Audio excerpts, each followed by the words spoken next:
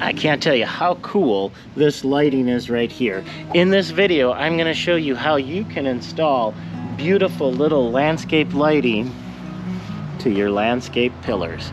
Let's go do it. So the easiest way to install landscape lighting is at the very beginning is to put in a piece of conduit. Now what I've done here is I have just a 90-degree elbow and a little extension on both ways. What we want to do is get that in there so we can run our landscape lighting wire through there. I have already, in this particular case, I've already laid this out. I'll cover that a little bit more later in the video, but very, very important. Now there's a couple different ways that you can do this.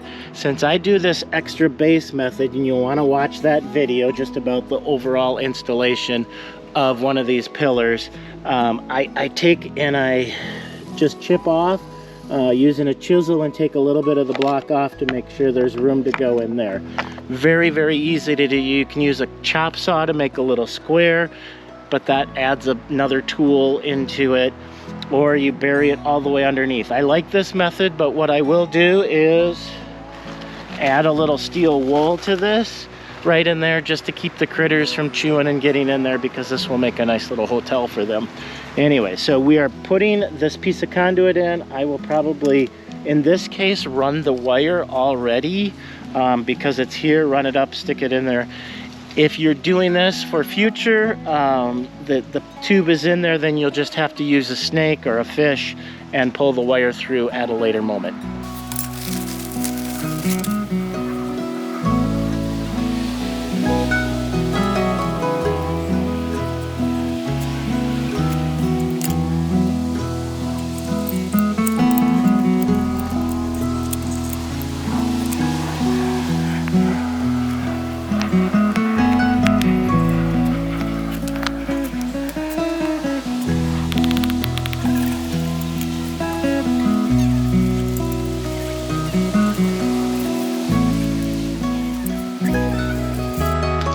Welcome back. This is the point of the project, whether you are installing it as you are putting the pillar in, just like check the video, I'll put the card up there on how to install a pillar, or if you're just coming back to it or you already have a pillar. Hopefully that you ran the wire and is already on the inside of the pillar. We did do that. We put in a piece of conduit, and I had previously, because this is an existing landscape, I had previously, before the patio went in, before all that went in, I planned and I did run a wire all the way over here. So I have a home run just for this pillar all the way back to the transformer, which is all the way over there. Hey, let's go look at that. So here's my existing transformer, and I use wires, I use tape, and that's a good way to do it. I use colored electrical tape to tell which run is which. So I've got a yellow, I have a red, and then I have a blue, and the blue is the one that we're working on right now. I do have already show you that one right there. I have that one set up with a fuse. So there is a fuse in line with this one already. Do you want me to show you? Maybe not. It's that guy right there. So this home run already has a fuse on it, so I don't need to add one at the pillar. If I was doing it a different way, sometimes when I use the little hubs, I will put that fuse in at the hub. So transformer wires going in, schedule 80 going down into the ground. From there, it doesn't need the schedule 80. I just need to, this is where it's buried and goes all the way over to that side of the landscape. What I am gonna do right now is pull out that, and I'm also gonna pull out my plug, which is there. So now my transformer is not transforming, it's dead. Let's head back over to the pillar. So what exactly are we installing for landscape lights? We are installing a ledge or under ledge light. And that's gonna get mounted up there. I'm installing 4 of these, 1 on each side, so it casts nice light each in here and even lights up the landscape bed a little bit. These happen to be unique there, the Vanguard 5. I think just about all of the quality manufacturers are good lights to use. The one thing that I would say is if you're looking for a light, make sure that it has a changeable bulb. I know that sounds like simple, but they're out there. So you buy this whole unit that has the bulb in there and you can't get to it, and then you got to take the pillar apart to change it. So make sure that it has a changeable bulb. These are quite nice. They have a little screw on each side, and this whole nice brass housing comes off, and you can get to the bulb on the inside. These don't have lamps in them right now, so I'll be putting those in, but just this nice brushed bronze, and they just pretty much disappear, which is a great thing when they disappear, because we don't necessarily care what the fixture looks like. We care what it does. How does it illuminate? What does it give you for the overall landscape feel? This particular fixture comes with a 25-foot wire lead, and I'm going to cut most of that off, but I'll show you when we get there. So we're going to be taking this cap off. I know I didn't put any adhesive or anything in there, so I'm going to get this off and get started.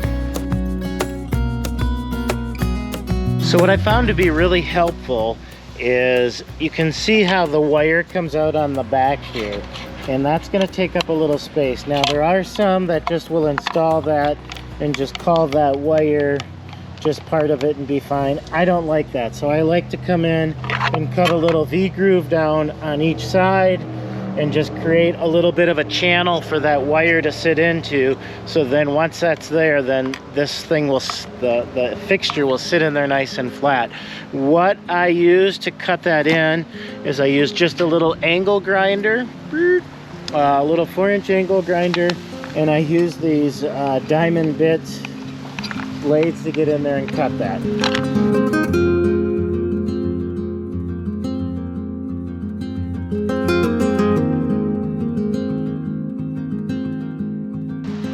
Alright, those diamond blades work pretty sweet. A couple safety materials that you really want to do. Earplugs, I had those in, safety glasses, this thing kicks up, and a respirator. Yes, a respirator. You know by now, with the issues with all the silica, you really need to wear a respirator. Even out here when the wind is blowing and it's moving around and it's not that bad, do the right thing, get a respirator, start wearing it. No, really, start wearing it.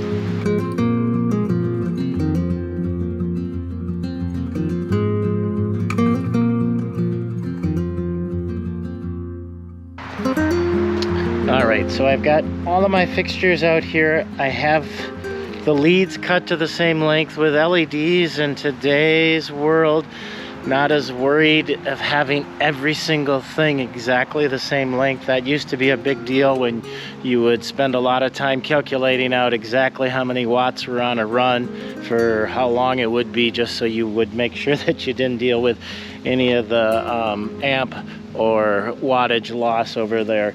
LEDs has just been kind of a game changer the whole way along.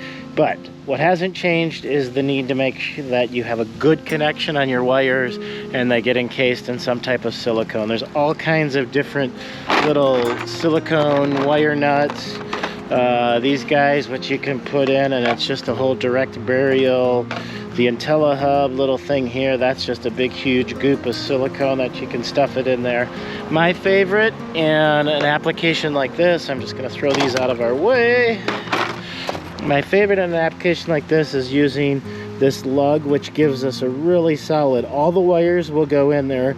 You don't have to twist the wires to fit them in there. You just put them in there and crank that baby down, and that's going to give us a connection that will not allow those wires to wiggle loose or move loose over time. How that would happen inside a pillar, I don't know, but you don't have to worry about it. And then a nice little wire nut full of silicone, single use, that just encapsulates that whole wire nut. I'm just going to take you over here. That wire that I put in is down there. The other pillar light, this landscape light, is all the way over here on this hub, and I got a couple other variety in here, but you can just see how they're encapsulated in that silicone. This is my hub. This is my direct wire that goes all the way back to our transformer over there, and I will just show you that that's in there. And that is our little hub down there, keep it all together, and then just one that's running over to our pillar right there that we're installing. All right, I'm gonna get that wire nut all connected.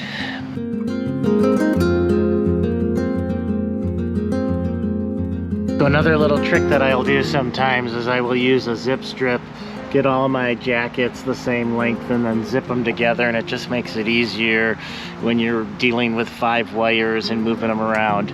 All right, ready to put that nut on.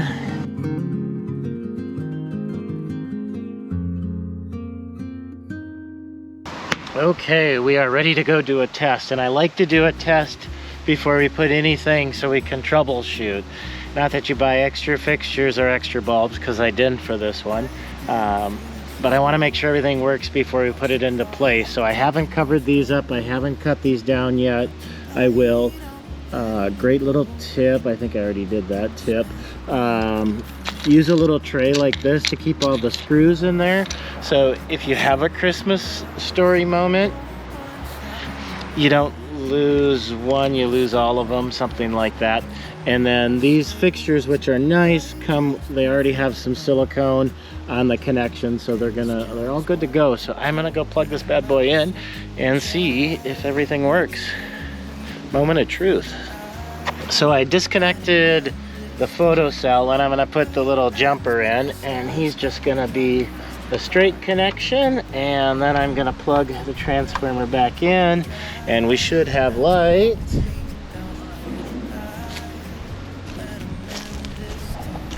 See it from here.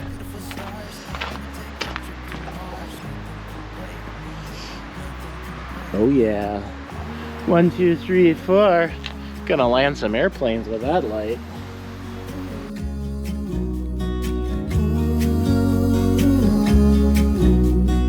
Look at these beautiful stars. I wanna drive a faster car.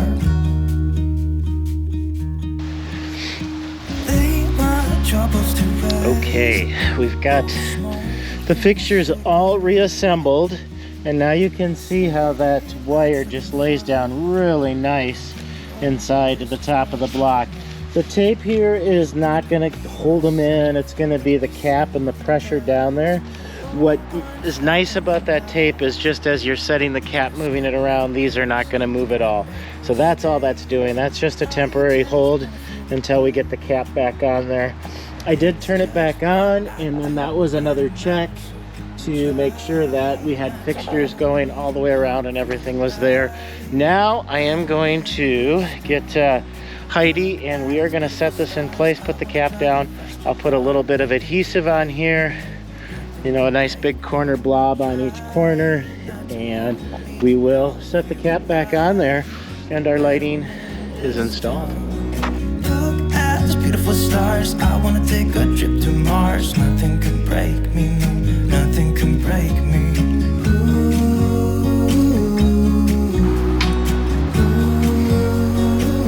Well, all right, there you go. It is all squared up, 2 inches of overhang all the way around. Lights sit in there quite nicely. And what I mentioned earlier about not really seeing the fixture, but seeing the effect. I hope to get a little bit of nighttime shots in here in this video so you get the full idea of what having a number of these pillars around here with lights on them and the effect that it will have. There you go. Make sure you check out the video about installing the pillar in the first place, and follow along. Glenn here at the workshop at the gardens. Always appreciate it when you like a video and you subscribe to the channel. That's all I got on this one. You have a great one. Enjoy. I wanna take a trip to Mars. Nothing can break me, no, nothing can break me.